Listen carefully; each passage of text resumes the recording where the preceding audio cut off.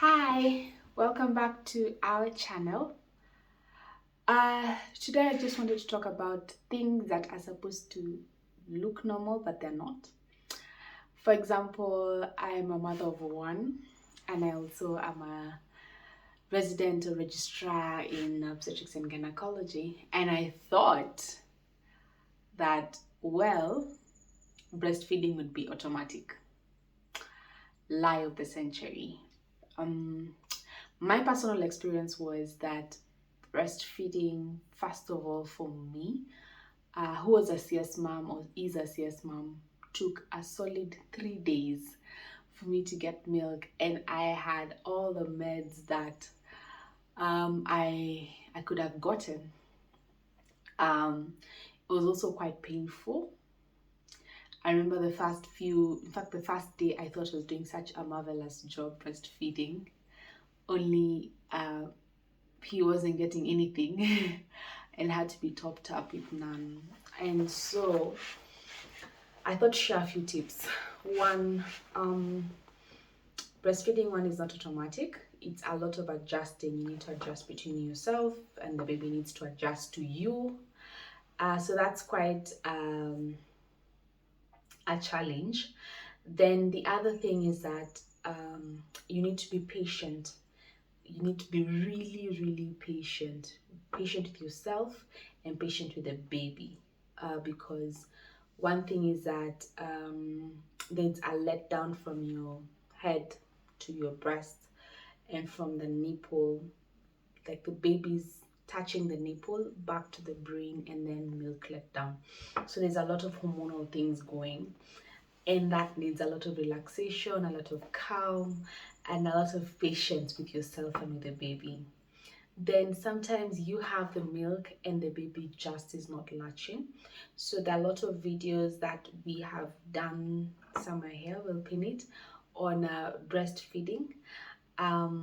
But yeah, look around about how to breastfeed, what's a proper latch, how to properly put baby. The basic tips are tummy to tummy, if this is the baby, tummy to tummy, are supported on your arm so that the head rests at the elbow or slightly above, and then when it's tummy to tummy, the baby will tilt like this. Then let the whole mouth of the baby be across the entire nipple and the areola, which is a black area surrounding the nipple. If they take the nipple only, it looks like it's fine, but it will be painful. One, two, it will give you cracked nipples. So you want the whole black area or the areola to actually be in the baby's mouth. Second tip is that if you do this, there's a reflex for the baby, the mouth will actually automatically open. If that's not working, you can tap at the heel of the baby to inflict a bit of pain, but they'll cry and you're able to insert the whole nipple or areola into the mouth of the baby.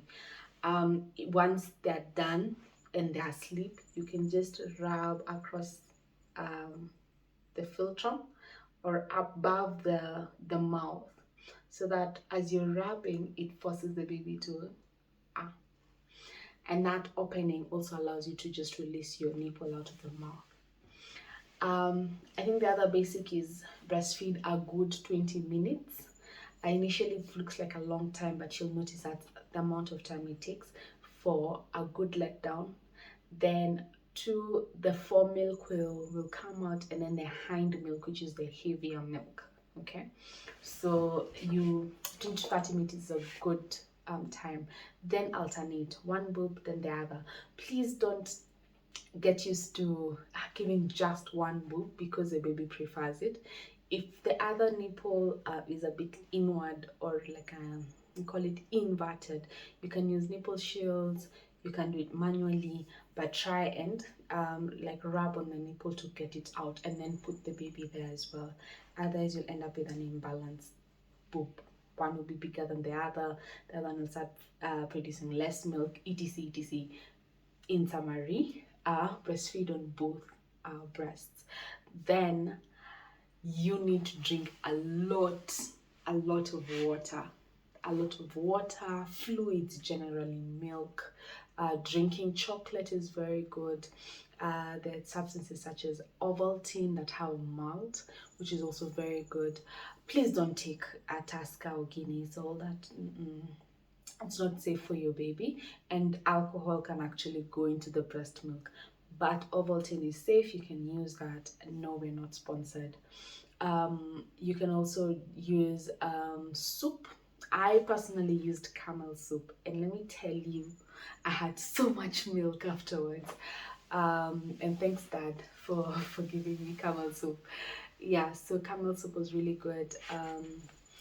There's a lot on what you should eat and not eat, or this will give you constipation, this one will not. In my opinion, eat normally. If you want to use the cereals, the jahe and likes are very good for milk as well, but sometimes they can give you gas. I would advise soak it overnight. If you soak it overnight, at least you release most of them. Put like a carrot there. It tends to absorb all that gas. I don't know how, but then at least you get a lot of protein and milk. So it's a win-win. Um, the other thing that would be like a pro tip would be get a lot of support. You can use the like a nursing pillow, especially for CS moms. Use a nursing pillow because the baby is now up here. When you bend this way, it spoils the line or the natural incline of your back, so you end up with back pain. So incline the baby. I put the baby on a nursing pillow so that the baby's up here without you struggling so much. There are many ways of breastfeeding. You can breastfeed like this, which is the normal, and do the CE grip, which C and then do a C and then you support the baby with the E. It's easier when you're holding a baby, but anyway, CE grip. And then there's the reverse where you put the baby like this so that it's baby is on one boob, and then that's easier if you have twins, so that you have one on this one and one on this other one. There's one that when you're lying down.